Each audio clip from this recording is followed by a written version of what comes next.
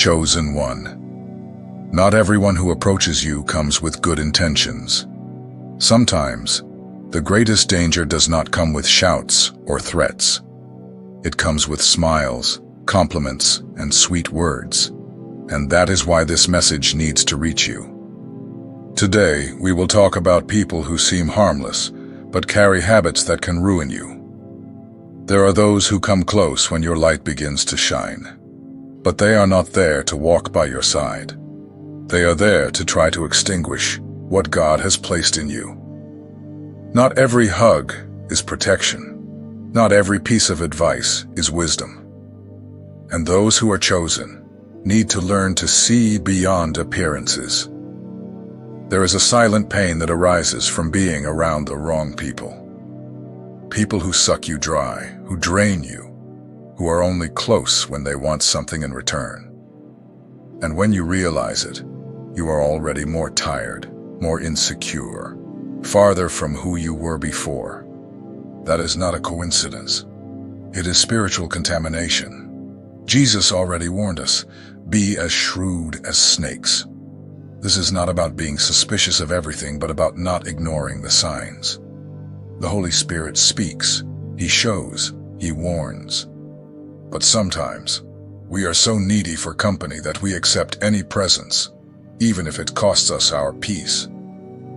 The problem is not just coexisting with toxic people. The greater risk is when we begin to resemble them. When we stop being vigilant and start repeating patterns that do not align with who we are called to be. And that is when purpose begins to be lost. Today, I want to show you 5 types of people that the chosen one needs to avoid.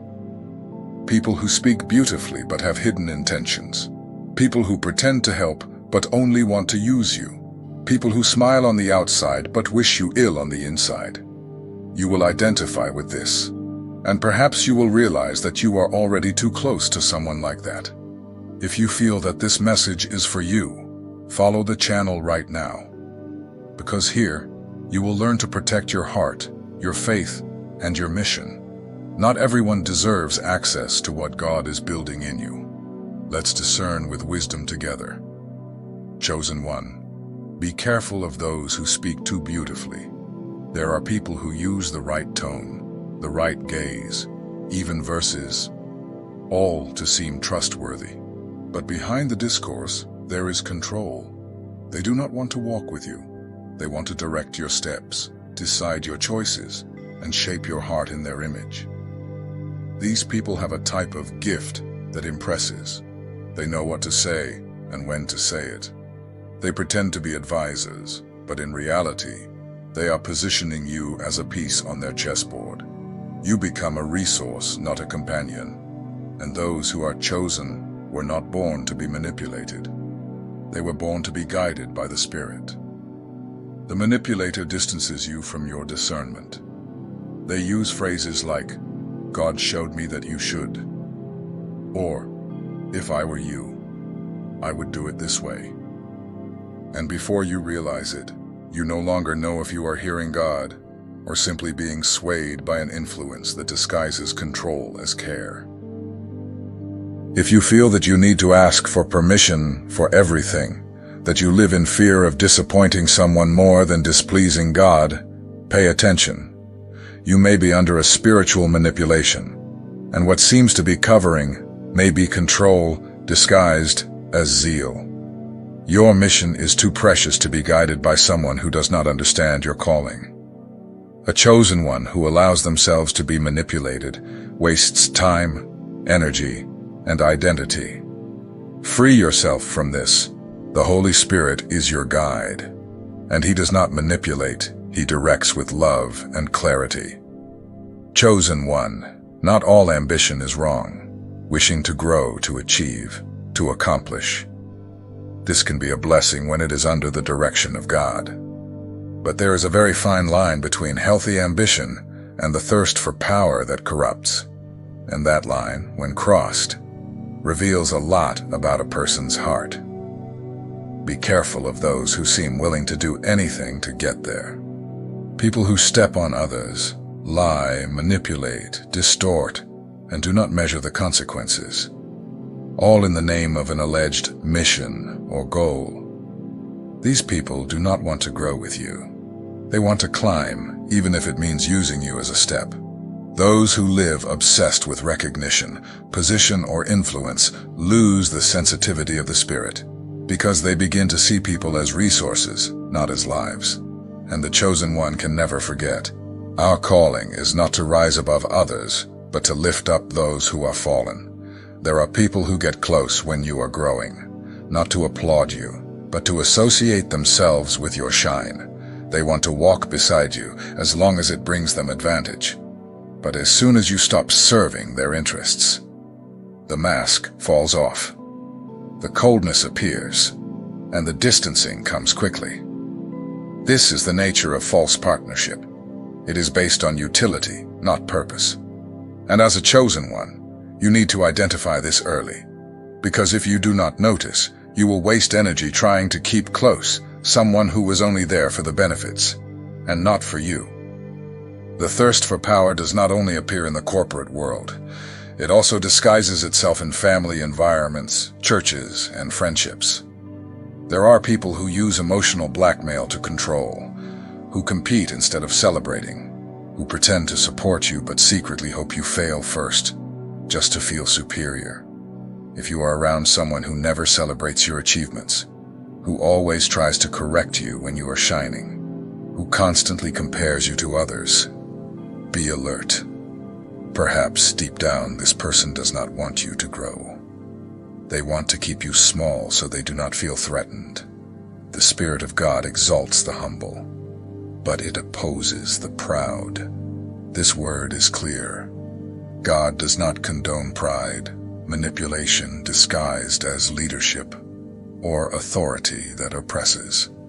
True authority is servant-hearted. True leadership lifts up, not humiliates.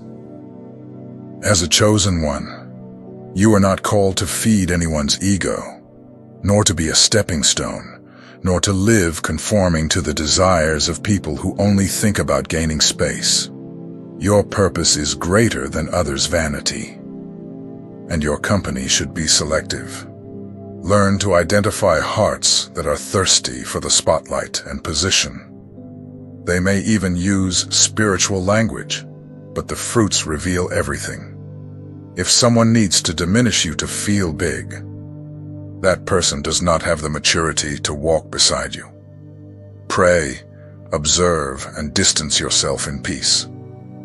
The presence of someone hungry for power can contaminate your atmosphere. It takes away your lightness, cools your faith, and keeps you on alert all the time. And living this way is not living in peace. A chosen one who walks with those who compete never rests, and your soul needs rest to flourish. God has pure connections, healthy alliances, and mature people to surround you. But for that, you need to make space. You need to stop holding on to what is already pulling you back. Trust. By distancing yourself from those who act with a thirst for power, you open space for connections that truly reflect the kingdom.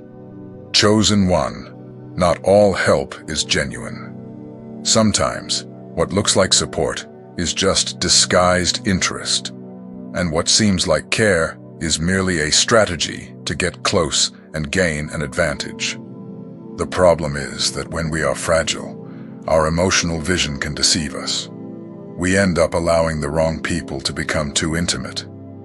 There are those who appear in your difficult moments with help that seems divine, but later demand a high price, emotionally, spiritually, financially, and worse, they charge with manipulation, guilt, and blackmail. This is not support. This is exploitation. And as the chosen one, you need to learn to recognize this trap. These people are usually quick to offer their shoulder, but slow to celebrate your victories. They feed on your pain because that's where they feel needed, important. When you begin to improve, they disappear or start causing new conflicts so that you continue to depend on them. The false helper is not concerned with your healing. They are concerned with keeping you in a position of fragility. because it is from there that they extract control, influence, or even recognition. Many come close saying, "You can count on me," but the heart is saying, "What can I take from you?" And the worst part is that this can happen in any environment, at home, in the church, in relationships, in business. That's why discernment is essential. Ask God, does this person want to help me or help themselves at my expense? Because the Holy Spirit reveals intentions that the eyes cannot see. Those who truly help do not charge you emotionally afterward. They do not constantly remind you of what they have done. They do not weaken you to stand out, and they do not keep you in a cycle of dependence.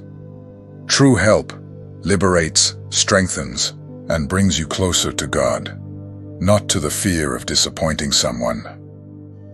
Chosen one, you need to surround yourself with people who lift you up with love, not who hold you down with guilt. People who help you grow, not who keep you on the ground to feel superior. You deserve to be supported by those who see you with the eyes of grace, not with the eyes of utility. If you notice that someone is always close when you are fragile but disappears when you flourish, pay attention. It may be that the interest is not in you, but in your weakness. And as the word says, you will know them by their fruits. Not all support is a blessing, and not every presence is sent by God. Chosen one, there is a type of person that the Holy Spirit teaches you to recognize right from the look. The one who does not feel what the other feels.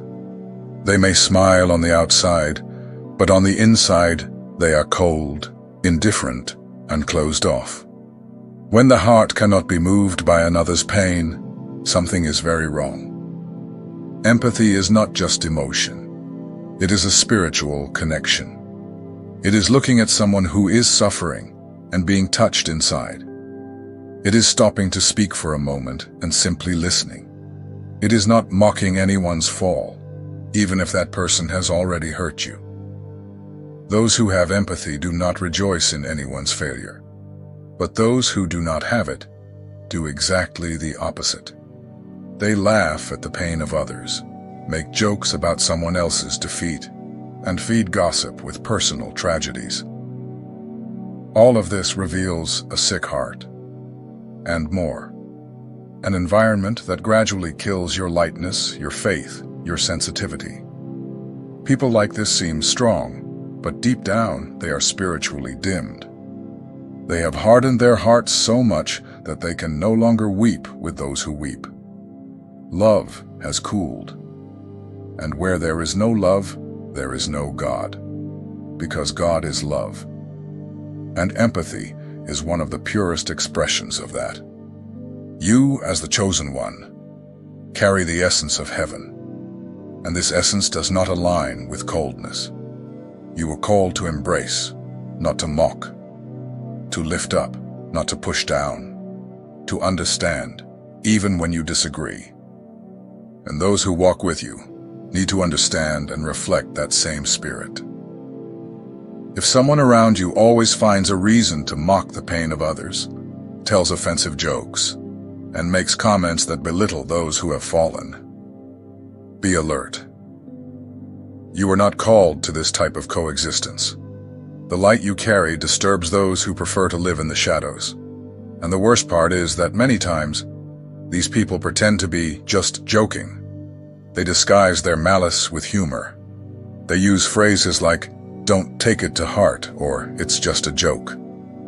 But the Holy Spirit shows, behind those words, there is pride, coldness, and insensitivity.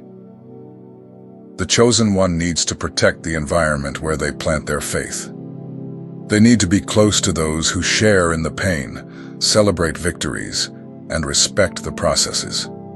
People without empathy break that. They weigh down the air, diminish emotions, and gradually harden even our feelings.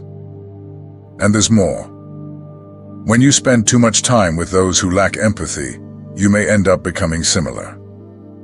You will become accustomed to laughing at things you should not. You will normalize disdain.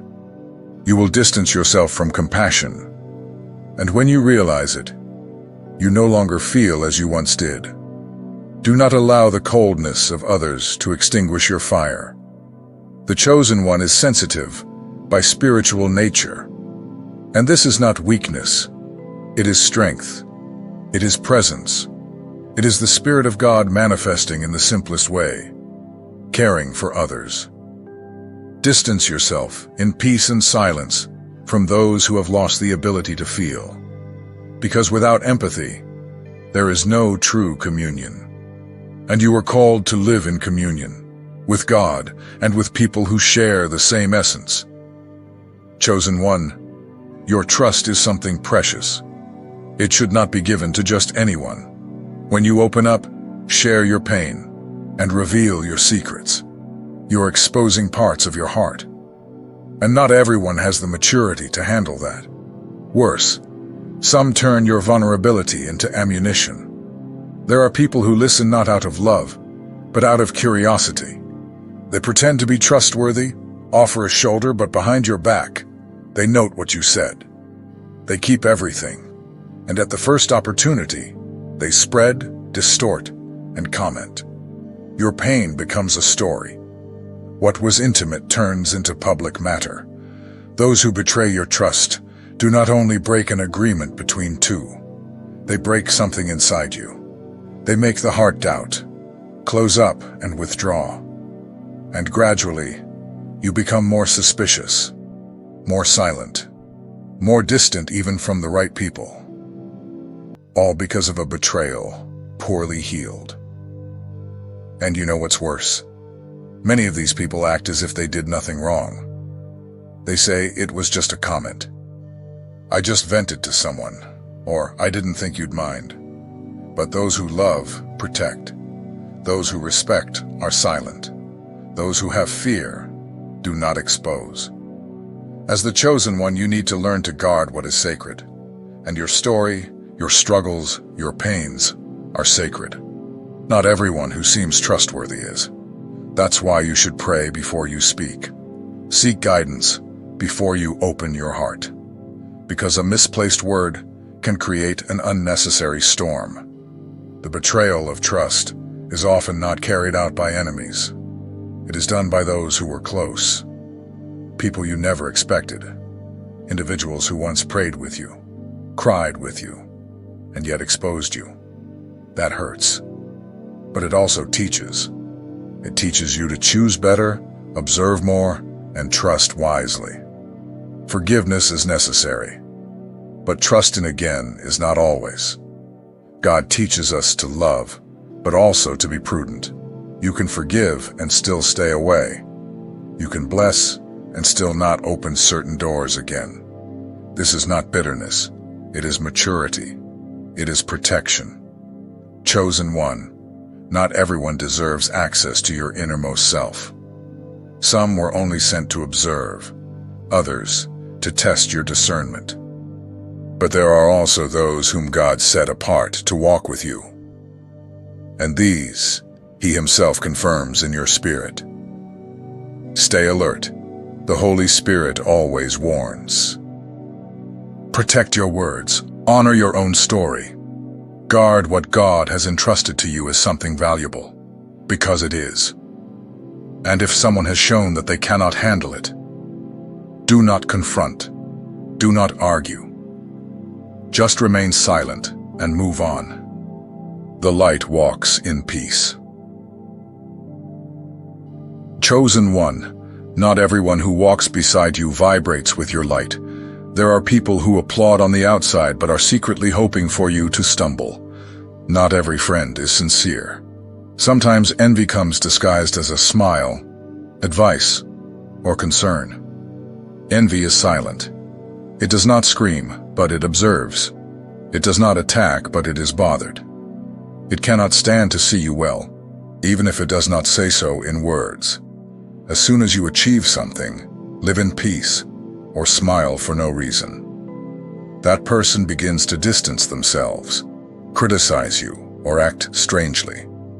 The disguised envious person will never attack you directly. They will throw out small phrases with a subtle tone like, "Wow, what an exaggeration. Be careful, that won't last." Or even, "It's not all that." And these words, no matter how simple they may seem, are loaded with poison disguised as opinion. This kind of person constantly compares you to others. They make a point of diminishing your victories and amplifying your mistakes. And if for some reason you are going through a struggle, they will come closer, but not to help. They feed off your downfall. It is the moment they feel comfortable. As the chosen one, your presence disturbs those who still live in the shadows. Your light reveals the darkness in others. This often awakens feelings that the person cannot even explain, but the Holy Spirit shows. He always warns when something is wrong, even if it seems normal. You need to observe the fruits. True friends rejoice with you, pray for you, and lift you up when you fall. The silent, envious person does none of that. They merely watch and wait. They wait for the moment to distance themselves, or worse, to comment on your falls with others. Do not confront this type of person. Do not argue. Do not try to prove anything. The best thing you can do is to quietly distance yourself, protect your peace, shield your projects, and trust that God will surround you only with those whose hearts are aligned with heaven. Envy cannot withstand the presence of God. Therefore, when you grow spiritually, some people will naturally distance themselves. Do not be saddened by this. It is deliverance. It is the way heaven keeps you light, pure, and surrounded only by those who share your essence. Chosen one, your light is strong, and not everyone can handle that. But do not hide. Do not dim yourself. Just be prudent with whom you share your steps, because those who do not celebrate with you are not prepared to walk by your side. Chosen one, God did not call you to walk in darkness.